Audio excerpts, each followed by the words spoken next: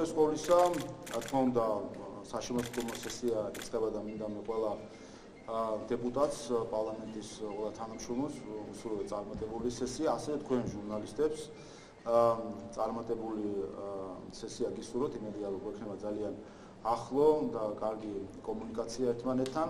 ჩვენთვის რა თქმა უნდა მნიშვნელოვანი არის რომ პარლამენტის საქმიანობა დეტალურად გაშუქდეს და მივიდეს მოსახლეობამდე სხვადასხვა მიზეზის გამო, მათ შორის გამომდინარე 12 რეკომენდაციის შესრულებისგან, ვინაიდან იქნება საკმაოდ ინტენსიური შემოდგომის სესია და შესაბამისად იქნება ბევრი მსჯელობა, რომელიც მნიშვნელოვანი არის, რომ სწორად მივიდეს მოსახლეობამდე. რაც შეეხება მიმდინარე კვირას, ეს კვირაც იქნება საკმაოდ დატვირთული, დიდი ალბათობით ჩვენ პარასკევის ჩათვლით გვექნება სხდომები, მათ შორის ჩვენ ამ სასესიო კვირაში რამდენიმე ანგარიშს მოვისმენთ, 5 ანგარიში იქნება წარმოდგენილი და საინტერესო იქნება ეს ალბათ მოსახლეობისთვისაც, თქვენთვისაც, მათ შორის საპარლამენტო ზედამხედველობის ფუნქციის განხორციელების კუთხით, იქნება წარმოდგენილი კომუნიკაციის კომისიის წლიური ანგარიში, კონკურენციის სააგენტოს წლიური ანგარიში, ეროვნული ბანკის წლიური ანგარიში, საზოგადოებრივი მაუწყებლის წლიური ანგარიში, 2021 წლის ბიუჯეტის შესრულების ანგარიში, ასე რომ საკმაოდ საინტერესო და ინტენსიური დისკუსიები გვერდის. გარდა ამისა, თქვენ იცით, რომ 12 რეკომენდაციის შესრულების კუთხით არის უკვე ინიცირებული კანონპროექტები, იცით, რომ ადმინისტრაციულად ევროპული სასამართლოს გადაწყვეტილების მეტად ასახვის კუთხით რამდენიმე კვირის წინ მოხდა ინიცირება კანონპროექტის და კანონპროექტის განვიხილავთ. ამას გარდა ომბუდსმენის შერჩევის პროცესთან დაკავშირებით რეგლამენტში ცვლილებების პროექტი იქნა ინიცირებული და ესეც განხილული იქნება მიმდინარე სასესიო კვირას და გარდა ამისა ჩვენ გვექნება ასევე ევროგადახდის სისტემასთან მიერთებისთვის საკანონმდებლო ცვლილების პაკეტი, რომელსაც პარლამენტი განიხილავს, ესეც გახლავთ ერთ-ერთი ნაწილი ჩვენი დაახლოებისა ევროკავშირთან. რაც შეეხება გეგმებს ოპოზიციის ნაწილის, რომელიც ხედავთ, რომ კვლავ უარს აცხადებს, აქამდე უარს აცხადებდა საპარლამენტო საქმიანობაში ჩართვაზე და საპარლამენტო სამუშაო ჯგუფებში მუშაობაზე. ახლა ჩვენ სამუშაო ჯგუფებმა რამდენიმე უკვე ფაქტობრივად თითქმის ბოლომდე მიიყვანა საკუთარი მუშაობა, თქვენ მეწერანაც სტრასბურგის გადაწყვეტილებასთან დაკავშირებით დასრულებული და ინიცირებული არის საპარლამენტო ზედამხედველობის გაძლიერების კუთხითაც სამუშაო ჯგუფის საქმიანობა პრაქტიკულად დასრულებული არის და შეგვიძლია ველოდოთ უკვე კანონპროექტის მომზადებას, რომელსაც კომიტეტი დააინიცირებს და ასევე სხვა სამუშაო ჯგუფებიც ინტენსიურად მუშაობენ და თქვენ იცით, რომ ჩვენი გეგმის მიხედვით, რომელიც პარლამენტს აქვს 12 პუნქტის შესასრულებლად, სექტემბრის ბოლოს, ოქტომბრის შუა რიცხვებამდე მოხდება უკვე ყველა მნიშვნელოვანი ინიციატივის წარმოდგენა და შემდეგ ნოემბერ-დეკემბრამდე უკვე მესამე მოსმენით ამ გრაფიკის მიხედვით კანონპროექტების მიღება. და კიდევ ერთხელ გეგმებს რაც შეეხება, ერთადერთი მე მინდა ვისურვო, რომ მართალია ისინი არ ჩაერთონ საპარლამენტო საქმიანობაში, როდესაც საპარლამენტო სამუშაო ჯგუფები მუშაობდა, თუმცა იმედი მაქვს, რომ საკომიტეტო საქმიანობაში მაინც ჩაერთვებიან, მათ თუ აქვთ რაიმე წინადადებები და იდეები, რა თქმა უნდა, საკომიტეტო განხილვის ფორმატში შეუძლიათ წარმოადგინონ საკუთარი იდეები.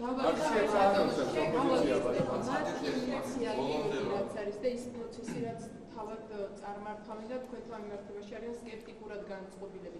ეს ორი პროცესი, ორი ალტერნატიული კანონპროექტები თქვენი და მათი აზიანებს პროცესს თუ პირიქით პროცესი უფრო კარგად გამოდის. თავისთავად ჩვენ თავიდანვე ვთქვით, რომ პროცესი, საპარლამენტო პროცესი არის მხოლოდ ერთი პროცესი, რომელიც მიმდინარეობდა პარლამენტის რეგლამენტის საფუძველზე შექმნილი სამუშაო ჯგუფების ფორმატში, რომელიც იძლევა საშუალებას, რომ იყოს ინკლუზიური პროცესი, განსხვავებით საკომიტეტო საქმიანობისგან, იცით, რომ აქ ჩართული შეიძლება იყოს მათ შორის სამოქალაქო სექტორი თუ სხვა საექსპერტო წრეები და სწორედ ამიტომაც ამ ფორმატში მუშაობდა პარლამენტი.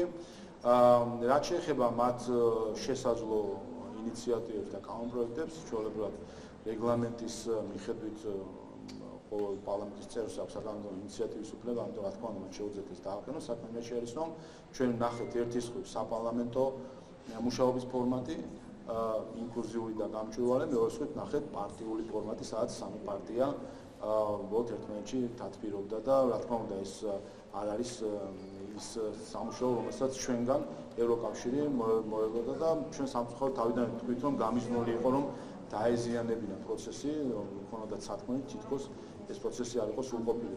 8 საპარლამენტო ჯგუფიდან 5 საპარლამენტო ფორმატში მუშაობდა, 3 ხედავთ, რომ უცხადებდა ამას. ოპოზიციის აქციები ვარჩალვა ანონსებს იქამელი მოძრაობა კონკრეტულად განაცხადა, რომ შექმნილი პოლიტიკური კრიზისიდან გამოსავალი ერთადერთი არის მუდმივი არჩევნები, თუნდაც იქიდან გამომდინარე, რომ არ ეყოფა ხელისუფლებას, რომ აბსურდულად შეასრულოს ეს რეკომენდაციები დათმობადებში, ეს აზიანებს ბუნებრივია ქვეყანას და ვიდრე საბოლოოდ დაკარგავს ქვეყანას შანსი ევროინტეგრაციის და კანდიდატის სტატუსის მიღების აუცილებელია დაინაშთოს მუდმივი არჩევნები და ამ მიმართულებით მოსახლეობასთან ანუ შეხვედრები გეგმება მოსახლეობას უკვე იმდენად ბანალური გახდა რადიკალური ოპოზიციის ქმედებები და უკვე იმდენად წინასწარ განჭვეტადია ეს ქმედებები, რომ რთული არის ამაზე კომენტირება. ჩვენ ვნახეთ, რომ მას შემდეგაც ევროპულმა საბჭომ მიიღო გადაწყვეტილება კანდიდატის სტატუსთან დაკავშირებით 23 ივნისს და 12 რეკომენდაციაში პირველ რეკომენდაციაში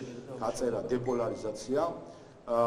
მეორე დღეს 24 ივნისზე ჩატარდა აქცია, რომელმაც ულტიმატუმი წამოუყენა საქართველოს პარლამენტს. ანუ ნაცვლად იმისა, რომ დეპოლარიზაციისკენ ნაბიჯი გადაედგა ვინმე, გადაედგათ მათ, ნაცვლად ამისა პირიქით პოლარიზაციის გაღრმავებისკენ და რადიკალიზაციისკენ გადაედგეს ნაბიჯი. ესეც იგივე განცხადებაა, ხომ?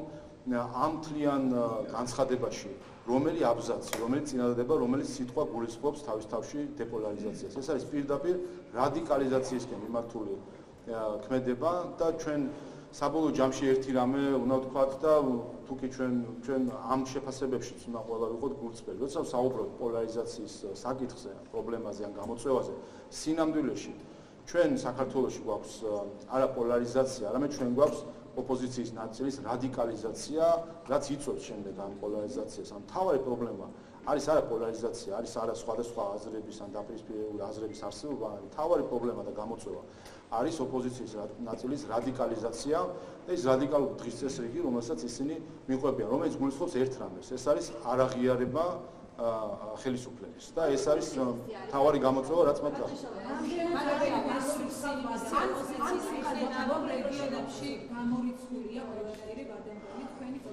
თავისთავად არჩევნები ჩატარდება 2024 წელს. კიდევ ერთხელ უკვე სიმართლე გითხრათ, სერიოზულიც აღარ არის ამ თემებზე კომენტარის გაკეთება, ვინაიდან ბოლო 2 წელია ჩვენ არჩევნები ჩატარებული, ახალი ჩატარებული იყო, რომ ვადამდელ არჩევნებს ითხოვენ და ამის შემდეგ შიგ-და-შიგ სეზონის და მიხედვით ეს მოთხოვნები კვლავ ისმის ხოლმე, მაგრამ ყოველ ჯერზე სამწუხაროდ ეს ოპოზიციის ეს ნაწილი საკუთარ შეცდომებზეც კი ვერ სწავლობს, რომ არანაირი მხარდაჭერა მას საზოგადოების მხრიდან მათ და მით უმეტეს ამ მოთხოვნას არ აქვს. ერთადერთი რასაც ისინი აღწევენ, ამით არის, რომ კიდევ უფრო მეტად მარგინალიზირდებიან, კიდევ უფრო მეტად საზოგადოება ხედავს მათ სახეს და ამ შემთხვევაში უკვე საერთაშორისო საზოგადოებაც კიდევ ერთხელ დაინახავს მათ სახეს, რომ ნაცვლად იმისა, რომ ამ მნიშვნელოვან საეტაპო მომენტში იყვნენ რადიკალიზაციის შემცირების გზაზე, ნაცვლად ამისა აღრმავებენ პოლარიზაციას იმით, რომ სულ უფრო მეტად და მეტად რადიკალურები გახდნენ. ერთ მონასტრთან დაკავშირებით მინდა გითხრათ, ჩინაკასთან სამინისტროს ანგარიში გაუწევდა საქართველოს ჯგუფთან დაკავშირებით და თავისუფლების ფაქცია არის ერთ-ერთი ციფრი 2021 წლის 6 თვის მანძილზე იყო 6 შემთხვევა, 2020 წლის 6 თვის მანძილზე იყო 8 შემთხვევა. ამიტომ დაკავშირებით რა ინფორმაცია, რომ 90%-ით არის და თავისუფლებასთან დაკავშირებით და რამდენად გეჩნიათ, რომ სწორი შეფასება არის და ასევე ოპოზიციაში ამბობენ, რომ სტატისტიკა არ არის მნიშვნელოვანი, მაგრამ მთავარია ხალხის განცდები, რომ კორუფცია იზრდება. როგორ შეფასებით? ხო, თუ აღქმებს უკავშირებენ, ამის კვლევაც არსებობს საერთაშორისო გამჭვირვალების ცენტრალური ოფისის კვლევა, რომელიც შეეხება კორუფციის აღქმას და აქ საქართველო არის ერთ-ერთი ლიდერ პოზიციაზე, 55 ადგილზე არის. მაშინ, როდესაც მაგალითად მოლდოვა არის 105-ზე და უკრაინა 125-ზე, რომელმაც კანდიდატის სტატუსი მიიღეს. ასე რომ თავისთავად ეს რაც შეეხება ამ რიცხვებს, ეს ტიპიური манипуляცია იყო. მე მიკვირს, რომ კიდევ ერთხელ გამოვხატავ ჩემს უკმაყოფილებას, რომ ორგანიზაციები, რომლებიც სპეციალიზირდებიან დეзинფორმაციის ან манипуляციის გამოვლენაზე და რომელსაც მთელი პროექტები აქვს მილიონებით ფინანსდება სხვადასხვა გრანტის საშუალებით დეзинფორმაციის გამოვლენა, ამ დროს, როდესაც ხდება პირდაპირ შეტევა ქვეყანაზე და მათ შორის ხელისუფლებაზე, დუმან და ხმასარიებენ ამასთან დაკავშირებით. არის ტიპიური манипуляცია, სწორედ აღნიშნეთ თქვენ, რომ გავიდა ასე თქვა სათაურები თითქოს ეს არის 33%-იანი მატება, სინამდვილეში საუბარი იყო, რომ თუ წინა წელს იყო 6 შემთხვევა, ახლა არის 8 შემთხვევა და ეს რა თქმა უნდა არის არა თუ ცოტა, ეს არის არაფერი იმასთან შედარებით, თუ რამხელა არის ჩვენი საჯარო სექტორი, მათ შორის მოხელეები, ამიტომ თავისთავად ეს манипуляცია მნიშვნელოვანი არის, რომ თავის დროზე მალევე გამოვლინდა კარგი ამასთან დაკავშირებით და განცხადების გაკეთდა, თუმცა ნახეთ, რომ ზოგიერთი მედია მაინც ცდილობდა ამ საკითხის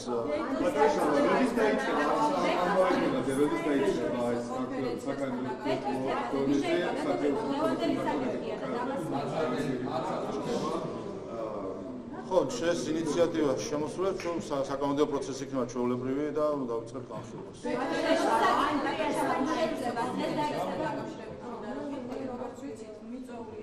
უკრაინას აგირება უკრაინას საერთაშორისო კონფერენციაზე და თქვენ ყველა კონფერენციაზე მიუხედავად იმისა, რომ ვიყავით, არ იქნებით. რატომ შეცვალეთ გადაწყვეტილება, რატომ თქვით მიიღება ხო, რაც შეეხება ამ კონფერენციას, რა თქმა უნდა, მნიშვნელოვანი არის განსაკუთრებით უკრაინის თემასთან დაკავშირებით, რომ ბევრი ასეთი განხილვა იყოს, რაც შეეხება ჩემს მონაწილეობას ამ კონფერენციაში. აქ არის ერთი ასპექტი, რომელიც შეეხება ჩვენ ნახეთ მათ შორის დღეს უკვე ამ კონფერენციის დაწყებისას, რომ ამ კონფერენციის მსვლელობის ფარგლებში გაკეთდა კომენტარები, მაგალითად ევროპული საქართველოსთან, რომელიც კვლავ რეჟიმის ცვლილებაზე და პარლამენტის დელეგიტიმაციისკენ არის მიმართული. ამ სამწუხაროდ ამ კონფერენციაში მათ შორის პანელებზე წარმოდგენილი არიან სწორედ ის პოლიტიკური ჯგუფები, რომელთაც რადიკალური დღის წესრიგი აქვს და მე აღვნიშნე, რომ რადიკალიზაცია არის მთავარი გამოწვევა ჩვენი პოლიტიკური დღის წესრიგის მხრივ და რა თქმა უნდა მე პირადად ვერანაირად ვერ წავახალისებ ამ რადიკალიზაციას და რადიკალიზაციის ნორმალიზებას ხელს ვერ შევუწყობ იმით, რომ მონაწილეობა მიიღო კონფერენციაში, სადაც წარმოდგენილი არიან რადიკალური ჯგუფები. შესაბამისად მნიშვნელოვანია, რომ გამომდინარე იქიდან, რომ დეპოლარიზაცია არის ერთ-ერთი ჩვენი მნიშვნელოვანი ამოცანა, არ მოხდეს რადიკალიზაციის ნორმალიზება, ისე წარმოჩენა და თითქოს რადიკალური დღის წესრიგი არის რაღაცნაირად ლეგიტიმირებული. ჩვენი ქართული წარმომადგენლები, ევროპელი პოლიტიკოსები, ანუ ეს რატომ არ გახდა მიზეზი იმის, რომ თქვენ თავისთავად კიდევ ერთხელ თემატიკიდან გამომდინარე მნიშვნელოვანი განხილვა არის, თუმცა ვფიქრობ, რომ საქართველოს პერსპექტივიდან და იმ გამოწვევებიდან გამომდინარე, რომ ჩვენ გვაქვს მნიშვნელოვანი არის კიდევ ერთხელ ხაზგასმით მინდა აღნიშნო, რომ არ მოხდეს რადიკალური პოლიტიკური ჯგუფების ლეგიტიმაცია და წახალისება მათი რადიკალური დღის წესრიგის. და ჩვენ კიდევ ერთხელ ვნახეთ დღეს, რომ ამ კონფერენციის ფარგლებში გაკეთებული კომენტარები, რაც მე ვნახე, რომ სწორედ რადიკალიზაციის გაღმერთების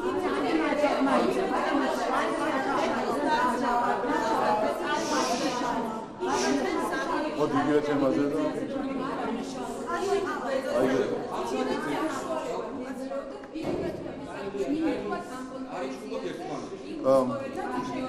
მოგორეთ კიდევ ერთხელ აი ამაზეც გავაკეთე. პრობლემა სათქმელის სხვადასხვა ფორმატში შეიძლება ითქვას, სათქმელის მიტანის პრობლემა არ არის განსაკუთრებით კომუნიკაციის თანამედროვე საშუალებიდან გამომდინარე და სხვადასხვა მედია პლატფორმებიდან გამომდინარე, ჩვენ სათქმეს რა თქმა უნდა ყოველთვის მივიტანთ. საქმე იმაში არის, რომ არ მოხდეს რადიკალური ჯგუფების და რადიკალური დღის წესრიგის ლეგიტიმირება და ნორმალიზება. მნიშვნელოვანია, რომ ჩვენმა საზოგადოებამ სწორედ ეს შეეფასოს და მათ შორის დღევანდელი განცხადებებიდან გამომდინარე, რომ პოლიტიკური ჯგუფები, რომლებიც ახდენენ მდგომარეობის რადიკალიზაციას, ისინი ეწინააღმდეგებიან საქართველოს ევროპულ მომავალს, ისინი ეწინააღმდეგებიან საქართველოს დასავლურ მომავალს, ისინი ეწინააღმდეგებიან საქართველოს დემოკრატიულ მომავალს. შესაბამისად, როდესაც ჩვენ ხედავთ, რომ მონაწილეობენ ჯგუფები, რომლებიც არიან პირდაპირ ამ სიტყვის პირდაპირ საკუთარი პოლიტიკური წარსულიდან გამომდინარე და ხელისუფლებაში გულისხმობენ თავისი ოპოზიციური აწყოდან გამომდინარე არიან ანტიდემოკრატიული ჯგუფები და ნაწილობრივ მათ შორის არიან ძალადობის წამქეზებლებიც, რა თქმა უნდა, ჩვენ ამ რადიკალურ დღის წესრიგის ნორმალიზებას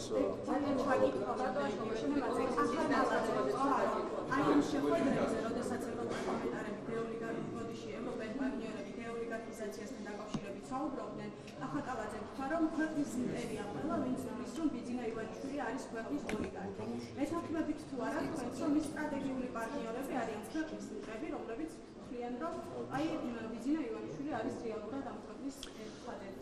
რაც შეეხება ოლიგარქიის საკითხს და მათ შორის იცით, რომ რეზოლუციასთან დაკავშირებითაც ჩვენი პოზიცია საკმაოდ ღიათაც დავაფიქსირეთ, მათ შორის ევროპარლამენტის დელეგაცია, როდესაც იმყოფებოდა ჩვენთან ვიზიტში, რომ რა თქმა უნდა ჩვენთვის ასეთი დამოკიდებულება მიუღებელი არის მარტივი მიზეზიდან გამომდინარე. ვინაიდან ამ შემთხვევაში გამოდის რომ საუბარია იმაზე, თითქოს პარლამენტი არის ფარსი, თითქოს მთავრობა არის ფარსი, თითქოს პარლამენტის თავმჯდომარე არიღებს თავად გადაწყვეტილებებს და ასე შემდეგ. ამიტომ რა თქმა უნდა ასეთი დამოკიდებულება ჩვენი ქვეყნის ხელისუფლების და კონსტიტუციური ორგანოების მიმართ არის მიუღებელი და ჩვენ ეს ღიათაც განვაცხადეთ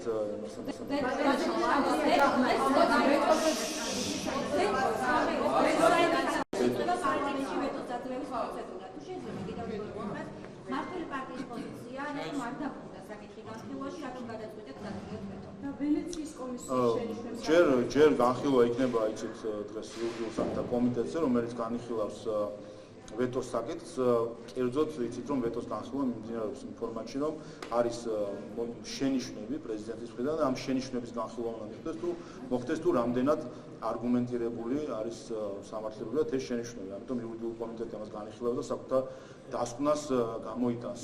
ჩვენ შეფასებებს რაც შეეხება პრეზიდენტის ვეტოს შემდეგაც, მას შემდეგაც გავეცანით ამ ვეტოს, მაშინაც ჰქონდა ამაზე ღიად საუბარი.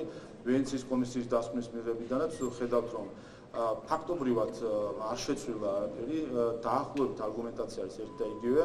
კერძოდ, ყველა თანხმდება იმაზე, რომ ამ კანონს აქვს ნული სამართლებრივი პრობლემა. არც უფლებრივი ყველა, მათ შორის ვენეციის კომისიაც. არავის არ აქვს შენიშვნა, რომ ამ კანონით ხდება რომელიმე უფლებრივი სტანდარტის დარღვევა, მაგალითად ადამიანის უფლებათა ევროპული სასამართლოს პრაქტიკას სადმე ეწინააღმდეგება, ან ევროკავშირში თუ მსოფლიოში დამკვიდრებულ საუკეთესო პრაქტიკას რამენაირად ეწინააღმდეგება ეს კანონი. ყველა ამაზე თანხმდება, არავის ამ კუთხით სამართლებრივი შენიშვნა არ არის, ამაზე ჩვენ მქონდა საუბარი და იცით რომ ამ კუთხითაც რაღაც სხვა არგუმენტი არ გაგონია. სამართლებრივი რაიმე ესე ვთქვათ არგუმენტი ამ კანონის წინააღმდეგ არ არსებობდა და დარჩა რიტორიკა იგივე რაც გვესმოდა მანამდე, რომ იქნებ უფრო მეტი იყოს მსჯელობა, იქნებ მეტი იყოს განხილვა, თუმცა იმასაც უნდა შევხედოთ, რომ ამ კანონის მიღებას პარლამენტმა მოანდომა თუ არ ვცდები 3 თვე, იყო ჩართული ყველა დაინტერესებული მხარე, ყოველ ჯერზე იყო პარლამენტის მხრიდან მიმართვა, რომ თუ კი აქვთ რაიმე არსებითი სამართლებრივი შენიშვნა წარმოედგინა და ვერც ჯერზე, მათ შორის ვენეციის კომისიის დასკვნის ჩათვლითაც სამართლებრივი რაიმე შენიშვნა წარმოდგენილი არ იქნა. შესაბამისად, პარლამენტი დღეს კომიტეტი განიხილავს იქნება უკვე შესაძლებლობა, რომ დეტალურად უკვე ვეტოს ავტორის წარმომადგენლებმა წარმოადგინოს ასე ვთქვათ მოსაზრებები პროცესში. ყველაფერი განხილვისა უბრალოდ ხა წინასწარი შეფასება რა თქმა უნდა ხედავთ ჩვენ რაც არის რომ ხედავთ ცალსახად ჩანს რომ სამართლებრივი რაიმე შენიშვნა კანონთან არ არსებობს. არსებობს მიზანშეწონილობის კუთხით შენიშვნა და ამასაც მინდა ხაზი გაუსვა ვენეციის კომისიის დასკვნასთან დაკავშირებით. იცით რომ ვენეციის კომისია გასცემს სამართლებრივ მოსაზრებებს, ძირითადი ამოცანა წარმოადგენს რომ შეხედოს შეამოწმოს პროექტები თუ კანონები ევროსაბჭოს წევრი ქვეყნებისა იმ კუთხით თუ რამდენად შეესაბამება ესა თუ ის ცვლილება თუ სიახლე ადამიანის უფლებების კუთხით არსებულ სტანდარტებს, ან ზოგადად სამართლებრივ სტანდარტებს, რომელიც საუკეთესო პრაქტიკას, რომელიც არსებობს ევროპაში. მეორე განზომილება ეს არის მიზანშეწონილობის საკითხი, ანუ რამდენად მიზანშეწონილი არის ამა თუ იმ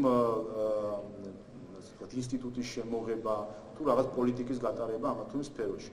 აქ მნიშვნელოვანია ვიცოდეთ, რომ მიზანშეწონილობას რაც შეეხება ერთადერთი ორგანო, ვინც ამას განსაზღვრავს ქვეყანაში და ზოგადად არის საქართველოს პარლამენტი, რომელიც განსაზღვრავს პოლიტიკას სხვადასხვა მიმართულებაში, მათ შორის სისხლის სამართლის პროცესის კუთხით, საგამოძიებო მიმართულებით პოლიტიკას, საკანონმდებლო პოლიტიკას განსაზღვრავს პარლამენტი, მიზანშეწონილობასაც, როგორი პოლიტიკა არის საჭირო დღეს საქართველოში განსაზღვრავს პარლამენტი და არა სამართლებრივი დასკვნებით ხდება ამის განსაზღვრება. სამართლებრივი დასკვნების ამოცანა არის, რომ ამ პოლიტიკას შეხედოს მიუკერძოებამმა ექსპერტმა, ვთქვათ, ამ შემთხვევაში ვენეციის კომისიამ, თქვას, რომ ამ პოლიტიკას ან ამ ინსტიტუციურ გადაწყვეტას ეს გადაწყვეტა ეწინააღმდეგება თუ არა რომელიმე საერთაშორისო დამკვირვებელ საერთაშორისო პრაქტიკას თუ ადამიანის უფლებების დაცვის სტანდარტს.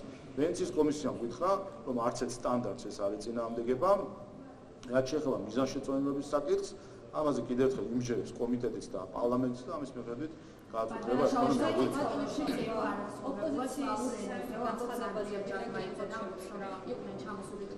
და მათ საუბრენაზე იგალობეს მხოლოდ და მხოლოდ ეს კიდევ ერთი კამპანია ეკლესიის წინააღმდეგ გაფორმებული. აი როგორ შევაფასებთ ამას და რას მიგონთ შეიძლება უნდადეს ამ კამპანიისა?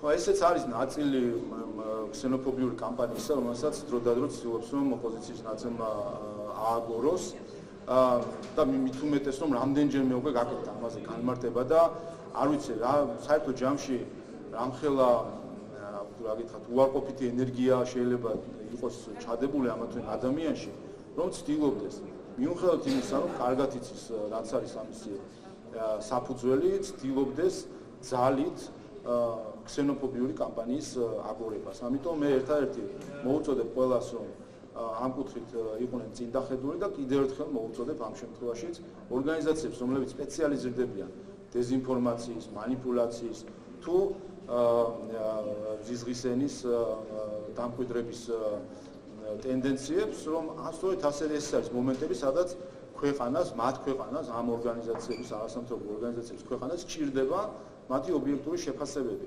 და მხილება, როდესაც საქმე გვაქვს პირდაპირ დეზინფორმაციულ კამპანიასთან, რომელიც მიმართული არის საქართველოს და მისი მნიშვნელოვანი ინსტიტუტის ამ შემთხვევაში ეკლესიის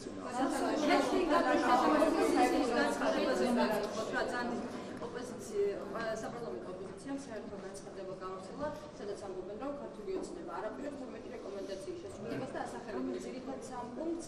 ეს არის, რომ არ აღიარებს ოცნება, რომ ქვეყანაში არის ოლიგარქი, არ აღიარებენ, რომ სასამართლო სისტემაში არის კვანური სისტემა და არ ასრულებენ შარმიშელის შეთანხმებას. აი, ამაზე რა პასუხი გექნება? არც ერთი ამ სამი პუნქტიდან, არც ერთი ამ სამი დასახელებული პუნქტიდან 12 რეკომენდაციის ნაწილი არ არის, ხომ? საუბარი არის კიდევ ერთხელ იმაზე, რომ ოპოზიციის ნაწილი ცდილობს საკუთარი დღის წესრიგი რაღაცნაირად დისკრეციგი, ასე ვთქვათ, შემოაცუროს ამ 12 რეკომენდაციის შესრულების ფარგლებში. კიდევ ერთხელ საუბრობენ, კვლავ ნახეთ ჩვენ მათ შორის პირდაპირ განაცხადეს, რომ ისინი აპირებენ ჩაშალონ 12 რეკომენდაციის შესრულება, როდესაც ნახეთ ჩვენ განცხადება, რომ ნაციონალური მოძრაობა და მისი მოკავშირეები არაპირებენ დაუჭირონ მხარი საკონსტიტუციო ცვლილებას, რომელიც ეხება 12 რეკომენდაციიდან ერთ-ერთი შესრულებას. პირდაპირ განაცხადეს ღიად და საჯაროდ, რომ ისინი ჩააგდებენ 12 პუნქტის შესრულებას და მხარს არ დაუჭერენ ამ ცვლილებას. ამიტომ ერთი რამე არის, რომ რასაც ჩვენი საზოგადოება ხედავს პარლამენტს, რომელიც მუშაობს და რომელმაც უკვე დააინიცირა საკითხები 12 რეკომენდაციის შესასრულებლად და ხედავს ოპოზიციას, რომელიც ოპოზიციის ნაწილს, რომელიც ცდილობს ყველანაირად რომ ჩაშალოს 12 რეკომენდაციის შესრულება. ვინაიდან კიდევ ერთხელ, აქაც ხომ დასკვნა არის მარტივი. ოპოზიციის ამ ნაწილს, რადიკალურ ნაწილს არ აწყობს, რომ საქართველოს განიცადოს პროგრესი ამ კუთხით, წავიდეს წინ და მიიღოს კანდიდატის სტატუსი.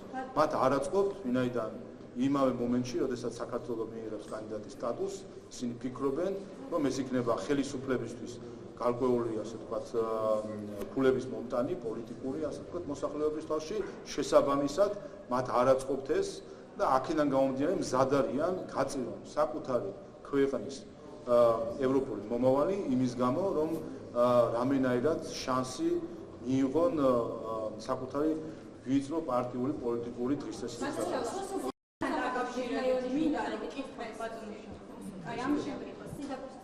სასამართლოში დღეს სავარაუდოდ დაიკითხება ბიძინა ივანიშვილი შვეიცარიული ბანკის და გაგებული ტრანზაქციების საქმესთან დაკავშირებით. პოლიტიკური შეფასება როგორია მართული პარტიის აი ამ პროცესთან დაკავშირებით დღეს ევროპარლამენტარების მხრიდან ითქვა, რომ ეს არის გარკვეულწილად დაკავშირებული იგივე იმ რეზოლუციასთან, რომელიც მიღებული იყო ევროპარლამენტში. პოლიტიკურ შეფასებას როგორ საწყებთ კიდევ არის სამართლებრივი სამართლებრივი პროცესია და რაიმე პოლიტიკური შეფასება ამგვარად საჭირო იყოს.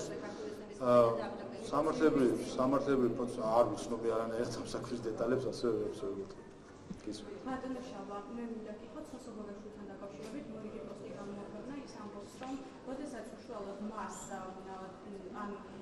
როდესაც დიდ ბრიტანეთში მოხდა რუსეთის მიერ გარკვეული ადამიანების ნოვითშოკით ადამიანების დამხოცვის შემდეგ ევროპამ ესეთი სოლიდარობა გამოხატა, რომ რუსეთის აგენტები უნდა გამოუვლინა თითოეულ ქვეყანას, მათ შორის საქართველოს შეუერთდა ამ სოლიდარობის აქციას და სოსობოგაშვილს დაევალა, რომ რუსეთის აგენტები რეგიონული თუ სხვა სირთულეებიდან გამომდინარე, მათ შორის მიმდინარე სირთულეებიდან გამომდინარე, ამ ქვეყნის უსაფრთხოება არის გარანტირებული და დაცული. ეს არის პასუხი ყველანაირ ბრალდებაზე ამასთან დაკავშირებით. პასუხი არის იმ შედეგში, რომელსაც ქართული ოცნების ხელისუფლება საკუთარ მოსახლეობას აჩვენებს. შედეგი არის ის, რომ 10 წელზე მეტია ამ ქვეყანაში უსაფრთხოება არის უზრუნველყოფილი, ამ ქვეყანაში 10 წელზე მეტი არის, რომ ომი არ ყოფილა, ჩვენ გვაქვს მიმდინარე ოკუპაცია, რომელიც არის დიდი უსაფრთხოების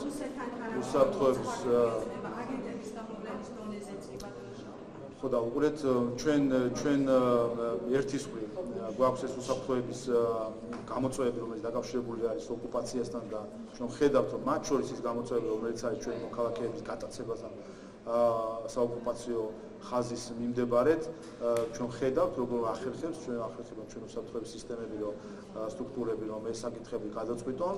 ერთი, მეორე არის ის, რომ ქართულმა ოცნებამ უზრუნველყო 10 წელზე მეტი ამ ქვეყანაში მშვიდობა, მიუხედავად მათ შორის არსებული რა თქმა უნდა ყოველდღიური გამოწვევების ოკუპაციის მხრივ და მესამე ქართული ოცნება ამ ყველაფერთან არის ის პოლიტიკური ძალა, რომელმაც ყველაზე დიდ პროგრესს მიაღწია დასავლური ინტეგრაციის კუთხე და უბრალოდ დასავლური ინტეგრაციის კუთხე. ანუ პარტია, რომელმაც კონსტიტუციაში ჩაწერა ვალდებულება ყველა მომავალი ხელისუფლებისთვის, რომ ის იყოს ერთის მხრივ ინტეგრაციის გზაზე და მეორეს მხრივ ამ ინტეგრაციის მიღწევის შემდეგ ამ ინტეგრაციის გაღრმავების გზაზე ერთი, მეორე ქართული ოცნება არის ასოცირების შეთანხმების ხელი მოაწერა, ვიზა ლიბერალიზაცია, კანდიდატის საკითხი დგას ახლა უკვე დღის წესრიგში. ამიტომ კიდევ ერთხელ ნაცვლად სიტყვებისა და ახმებისა შევხედოთ ფაქტებს და საქმეს და ფაქტი და საქმე არის, რომ უსაფრთხოება ერთის მხრივ უზრუნველყოფილი არის მიუხედავად იმ რთული რეგიონალური გამოწვევებისა, რომელიც არსებობდა. რამდენიმე ომი მოხდა ჩვენს გარშემო ამ 10 წლის განმავლობაში და ახლაც მიმდინარეობს ომი უკრაინაში და ხედავთ ჩვენ, რომ ხელისუფლება შეძლო, რომ ამ მხრივ სტაბილურობა, უსაფრთხოება ჩვენი მოსახლეობის დაცული ყოფილიყო. და მეორე მხრივ ხედავთ აბსოლუტურ ყველაზე მაღალი დონის ინტეგრაციას ევროკავშირი იქნება თუ ნატო, რომელსაც ქვეყანა მიაღწია ქართული ოცნების ხელისუფლების პირობებში.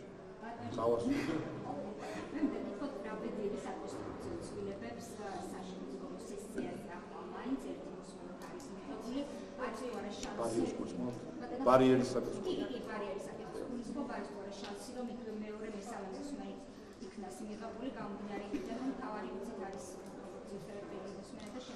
ასე, ხვალ ჩვენ განვაცხადეთ წელს არ ვაპირებთ ამ საკითხის განხილვას.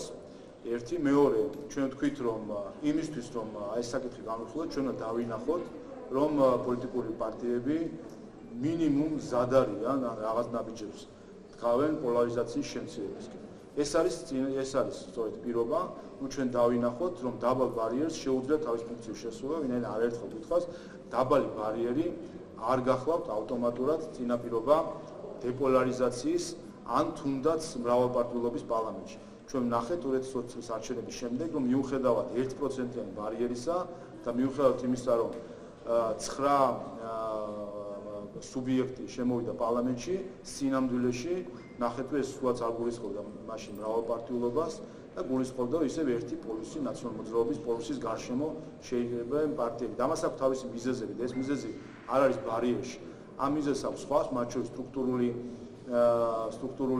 ასე ვთქვათ გამოწვევები არის, ვინაიდან სამწუხაროდ პარტიებმა ვერ შეძლეს მრავალფეროვნების წარმოჩენა, ისინი არ მიყვებიან არა თავის პარტიულ თუნდაც პარტიულ დღის წესრიგს, არამედ ცდილობენ აყვნენ ძლიერი ასე ვთქვათ დღის წესრიგს, ამ შემთხვევაში ნაციონალური მოძრაობის დღის წესრიგს. მე რამდენადაც ვიცი, ეს სასამართლო პროცესი არის იმის მძინავე მიშუმა უჩილა ბანკს. ანუ ის არის ადამიანი, რომელიც უჩივის სხვებს, ამიტომ აქ სხვა არის მოპასუხე, ამ შემთხვევაში ბანკი, სავარაუდოდ კიდევ ერთხელ დეტალები არ ვიცი. ამიტომ ამის ასე შემოbrunება თითქოს სამოქალაქო დავა არის, რომელიც ამას შეეხება და ნახეთ რომ წინა მოიგო, ნახოთ ამ სასამართლო ამ კუთხით ამ დავასთან დაკავშირებით რა გადაწყვეტილება იქნება. არის სამოქალაქო დავა, რომელიც ნახეთ რომ სამწუხაროდ არაერთხელ დადასტურდა უკვე რომ კონკრეტულად ეს ბანკი არაკეთილ ინდიციერად იქცევა, ეს სასამართლოებმა დაადასტურა.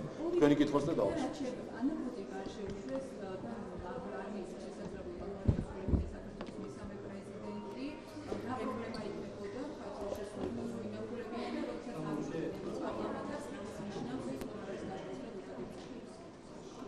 ვერ გეტყვით ამასთან დაკავშირებით, აქ გადაწყვეტილებას ალბათობით თავად კლინიკა და პენდენციურ სამსახურებებს, მათი გადასაწყვეტის საკითხი.